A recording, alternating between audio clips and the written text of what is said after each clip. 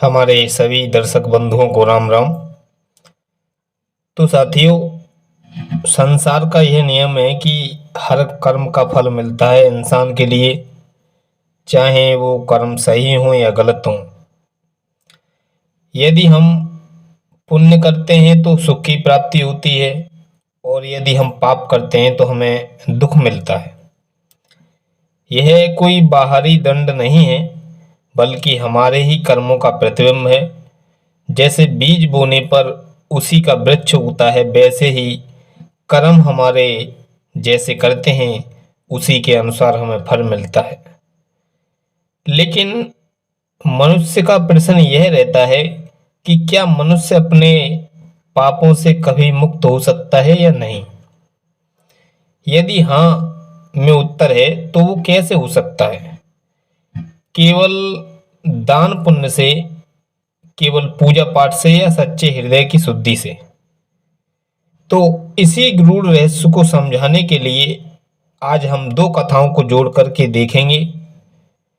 Number एक है संत कबीर की दृष्टि, जहां वे हमें सच्चे नाम स्मरण और आत्मबोध का मार्ग दिखाते हैं।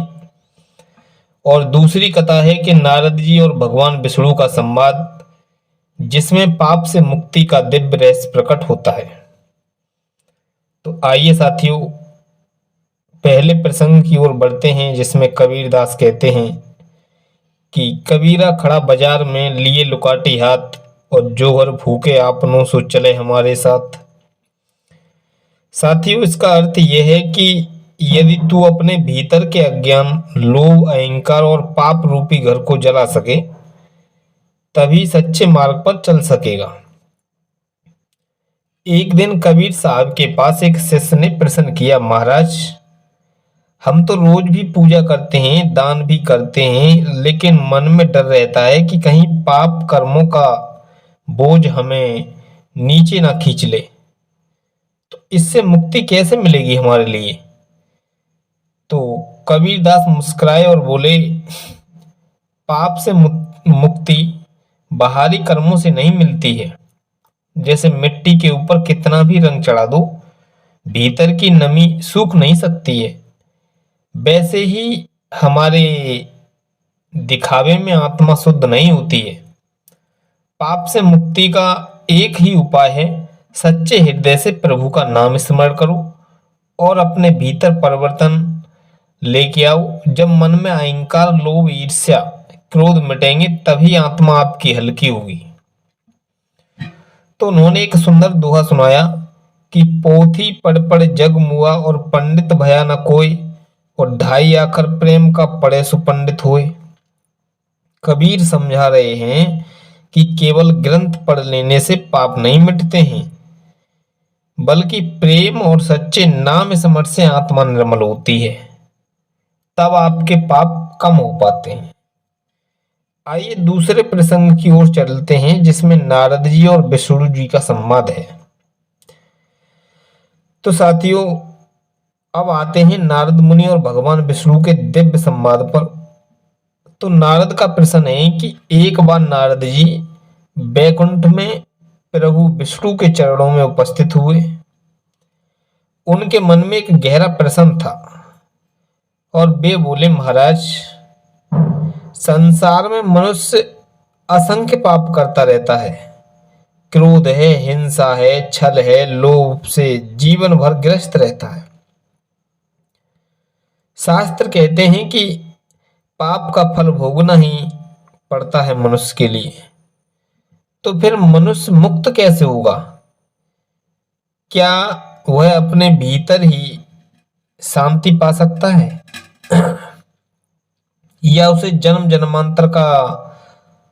जन्मांतर तक भटकना पड़ेगा। तो भगवान विष्णु ने नारद को देख करके कहा कि नारद, यह प्रश्न बहुत गहन है। संसार में हर प्राणी कर्म करता है और उसके अनुसार ही फल भोगता है, लेकिन एक रहस्य भी है कि जो सामान्य लोग नहीं जानते हैं। पाप से मुक्ति तभी संभव है जब मनुष्य भीतर से बदल जाए।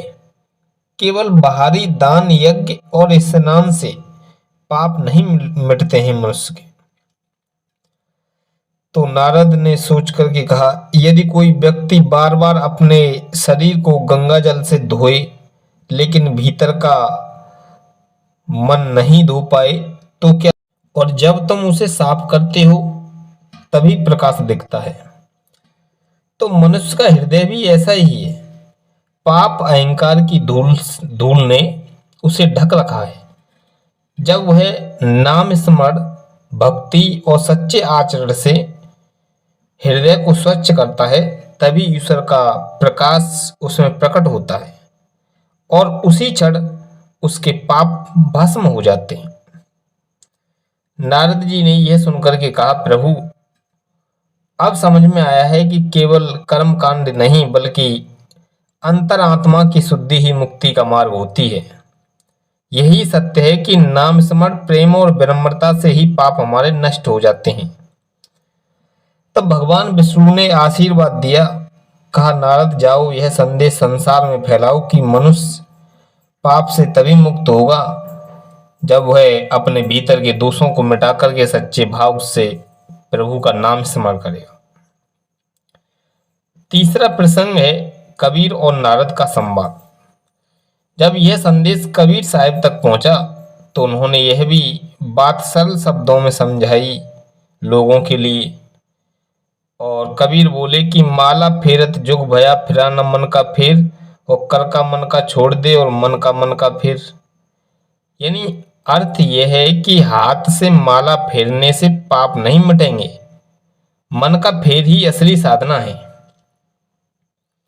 तो साथियों, पाप से मुक्ति का रहस्य ये है कि पाप कर्म का फल अवश्य मिलता है, उसे टाला नहीं जा सकता है, परंतु हृदय परिवर्तन और सच्चे नाम स्मरण से पापों की शक्ति क्षीण हो जाती है और आत्मा हल्की हो जाती है। केवल बाहरी पूजा या कर्म कांड से मुक्ति नहीं मिलती है, भीतर का प्रेम, भक्ति और समर्पण ही सच्चा उपाय है। जब मनुष्य सांसारिक मर्यादाओं को निभाते हुए सच्चा जीवन जीता है तभी वह पाप बंधन से मुक्त होकर के प्रभु की शरण में पहुंच जाता है। अंतिम संदेश यह है कि कबीर, नारद, विष्णु के संवाद से यही निष्कर्ष निकलता है कि पाप से मुक्ति नाम स्मरण, हृदय की शुद्धि और सच्चे प्रेम से मिलती है, बाहरी आडंबर से नहीं। कबीरदास कहते हैं यहाँ पर, कबीरा ते नर अंध है, गुरु को कहते हैं और हर रूठ है गुर ठोर है, गुर रूठ है नहीं ठोर।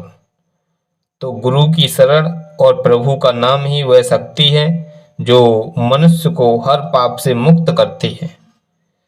तो साथियों, यह ज्ञानवर्धक प्रसंग आपके लिए कैसा लगा? आप अपनी कमेंट बॉक्स में राय जरूर दें। तब तक हमारे सभी मित्रों को राम राम। मिलेंगे अगली वीडियो के साथ।